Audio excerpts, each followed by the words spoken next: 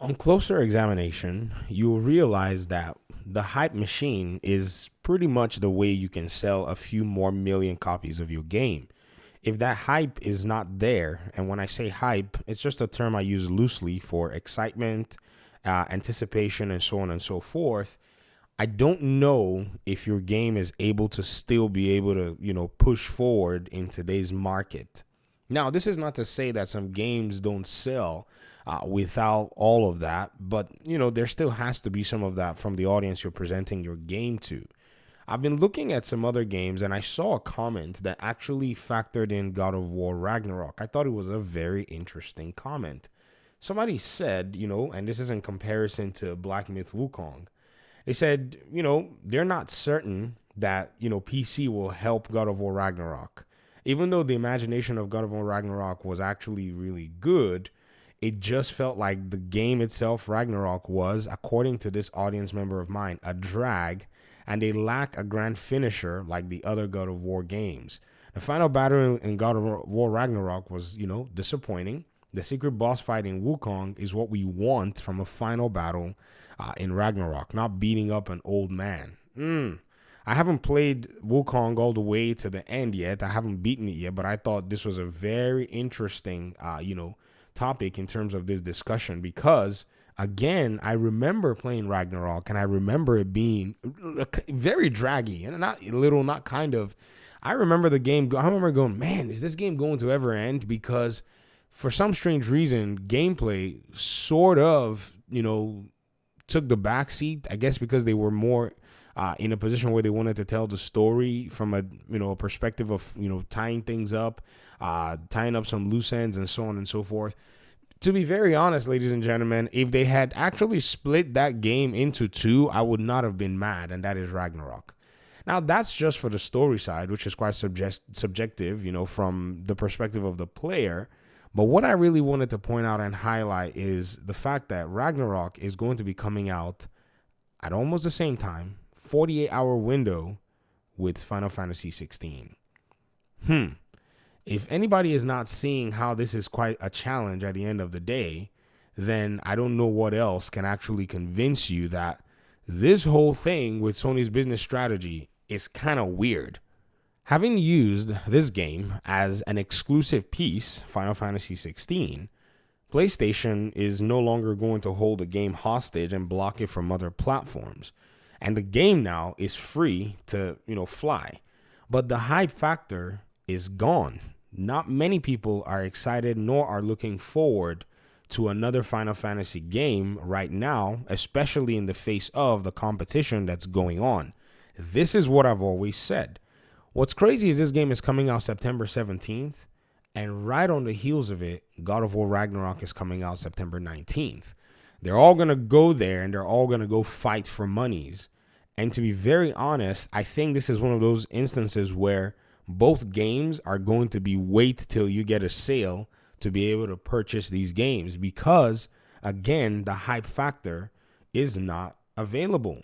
If you want a game that does have the hype factor that is going to pretty much steal eyes away from a lot of, what's already going on, it's Space Marine Part 2, of which its concurrent user base is showing sales, if you weigh the estimate, in the millions.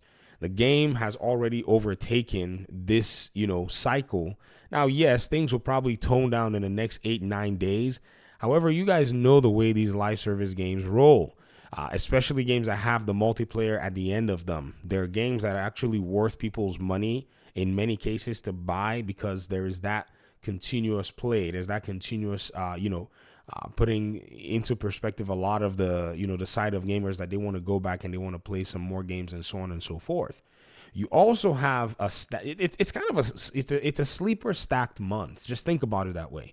You think that we're done? No. In Notria, I think one of the reasons they probably eventually started to make haste to bring the game to Xbox was, regardless of what was going on, they're also going to be releasing their game on the same day as God of War Ragnarok, which is going to be coming to, PC and I think PlayStation, and then maybe Xbox is going to be later down the road.